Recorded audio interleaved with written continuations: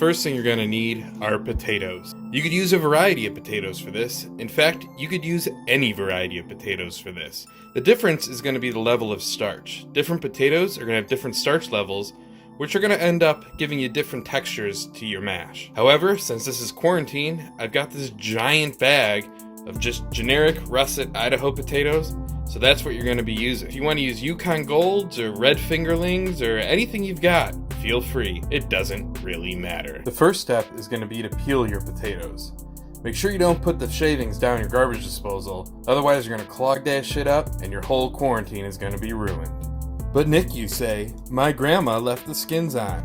Well, your grandma is wrong. If you want a nice creamy mashed potato, you gotta take them skins off. The first step is to cut them in half lengthwise, but leave the halves together so you can make your finer cuts. You don't have to go too small. Cutting them in quarters is perfect. The next step is to get these into some water. This is gonna rinse some of the starch off and lead to a creamier finish in the end. Alright, I've strained the potatoes from that previous water and put it into a pot of fresh cold water. And notice I said cold water. This is a part that everyone fucks up when they make mashed potatoes.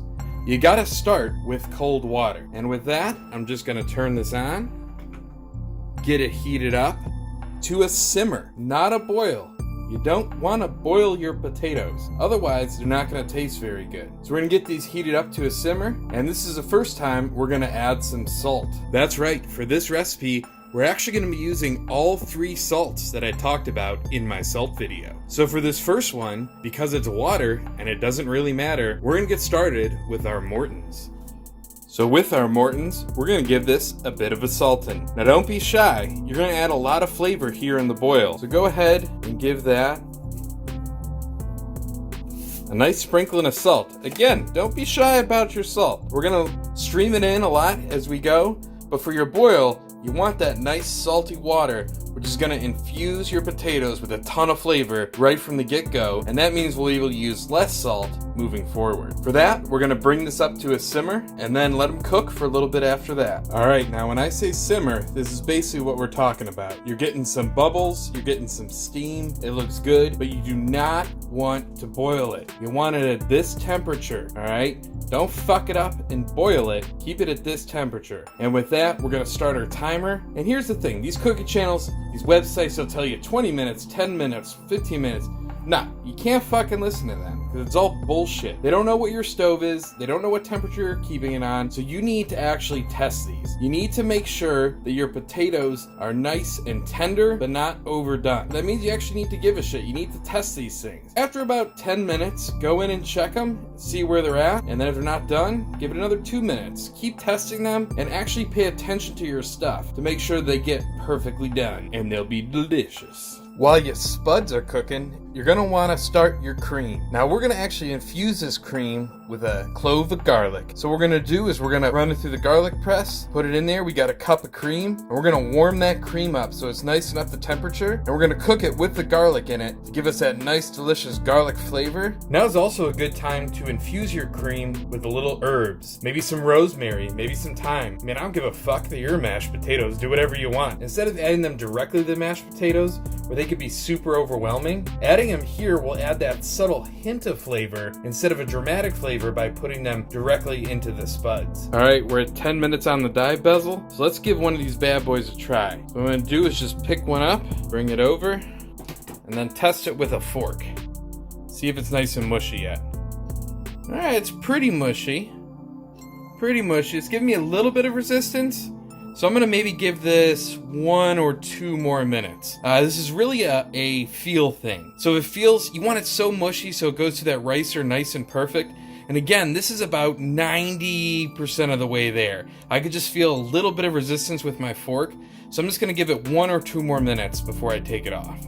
It's a minute later and I've taken them off and strained them out. Now see, again, this is why all those recipes you read online are bullshit. They will all tell you to boil your potatoes for 20 minutes. Do you know how shitty that'll make your potatoes? I simmered these for 11 minutes and they're perfect. So fuck those other food bloggers. What we're gonna do here is now return them to the pan and cook all the water out for about a minute or 2 before we run it through the ricer. The potatoes are back in the pan, and we're just gonna cook these on medium-low heat for about a minute or two. The goal is to really dry them out. All that excess water is gonna prevent you from getting a nice, creamy potato. So cook them here, medium-low, for about a minute or two until you feel like they've been given the opportunity to dry out. That was a beer burp right there. In order to make these bad boys, we're gonna be using this thing. It's called a potato ricer. You open it up, you put the potatoes in there, you can adjust your grind size. What this is gonna do is push those soft potatoes through these things and make it super creamy and give it a delicious texture. When you use a masher, you're actually gonna have a little bit too chunky of a potato for my tasting. So these are super cheap. You can buy them on Amazon. Well, you used to be able to for a couple bucks. And these are gonna really improve your mashed potato making experience. All right, our cream here is starting to get those little rumblings and bumblings. You don't want it to hit a full boil. So once it starts doing that moving and shaking, you're gonna wanna put this bad boy all the way down to low and just keep it on a nice low temperature until you're ready to put it in the sauce.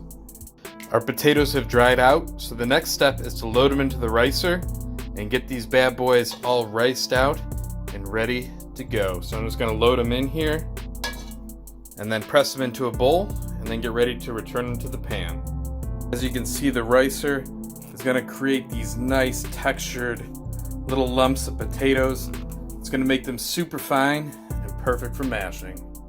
All our potatoes are riced up, and now comes the fun part, adding the butter. And if you don't have a potato ricer, fuck it. I mean, mash them up, dude. Use your masher, use a spoon. It doesn't really matter. I mean, this is a good way to do it, but they're your potatoes. You do what you want.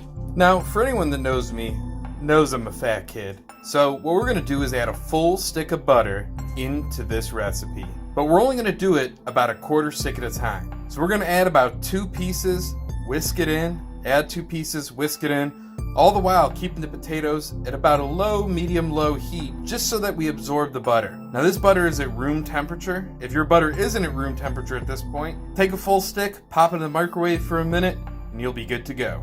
So just slowly add your butter to it, give it a stir, incorporate it in, and then continue to add more butter as you go. Eventually, you'll have a nice, creamy mashed potato, almost perfect to the next step. Once about half your butter is incorporated, now it's time to add a little bit of layers of flavor. So we're gonna start with some real salt here. Again, you're actually gonna taste this, unlike the water. So what I'm gonna do here is add a bit of salt in. Just hit it with a little bit of that, and that's gonna add another layer of flavor. The other thing we're gonna do is add a little bit of pepper. Now for my pepper mix, I have this grinder that I've added to. I'm actually using standard pepper and telecherry peppers. So by adding 2 different types of pepper, this is really gonna layer your flavor. I'm also gonna put in a little bit of white pepper to add 3 times the peppery flavor. The more peppers you add, the more delicious it gets. So crank this, grind it in. I love a lot of pepper. Do what you wanna do, man. They're your mashed potatoes. All right, all the butter's been added. It is pretty creamy, but now comes the pièce de résistance. I have picked out the herbs. You don't want those in there. You can also strain it if you don't want extra garlic in it, but I really love that extra garlic flavor, so I'm actually gonna leave the garlic in there. And because this is hot, you can basically kill the heat at this point. Now, you wanna add this cream a little bit at a time. So I'm just gonna pour in a little bit. Then I'm gonna mix that up, incorporate it, add a little bit more, until it's all added. If you dump it in all at once, you're gonna end up with some soupy potatoes, and you don't want that. So make sure you add your cream a little bit at a time so you don't fuck it up.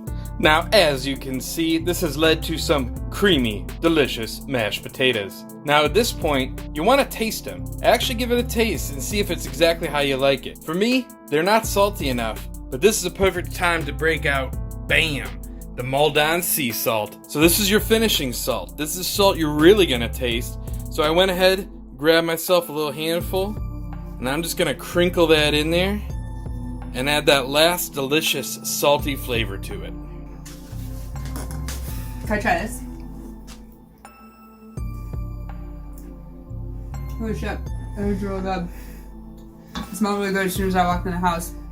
I was like, holy fuck, that smells amazing.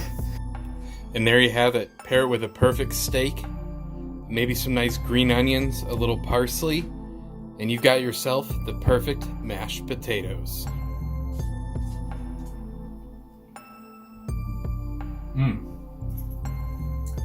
Getting the garlic in there is perfect. You can taste it. A little bit of thyme, a little bit of flavor, nothing overpowering. Holy shit, these are some good fucking mashed potatoes.